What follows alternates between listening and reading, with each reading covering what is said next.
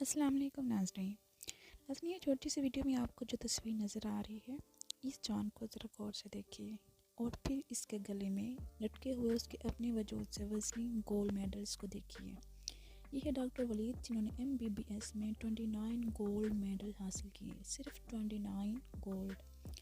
میں آپ کو بار بار دیکھنے کا صرف اس لیے کہہ رہی ہوں کیونکہ یہ لڑکا آپ کو پھر نظر نہیں آئے گا۔ یہ بیکار انسان ہے کیونکہ نہ یہ ندا یاسر کے شو میں جا کر کسی کا منورنجن کر سکتا ہے اور نہ ہی اس نے کوئی ایسی اوٹ پٹانگ حرکت کی ہے کہ یاسر شامی اس کے پیچھے مائک لے کر حرکت کریں،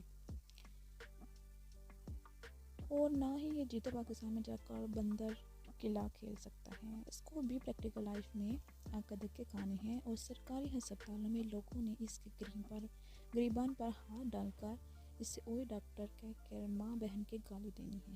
اس کو دیکھ لیجئے کیونکہ یہ قابل فخر تھوڑا عرصہ پاکستان میں دھکے کھانے کے بعد بہت جلد اس ملک سے نکل جائے گا، اور شاید یہی وجہ ہے، یہی وہ نیکی ہوگی یہ جو اپنے ساتھ اپنی نسلوں کے ساتھ کر سکے۔ ہماری قوم کو آگے کی سوچ نہیں، صرف لافٹر چاہیے۔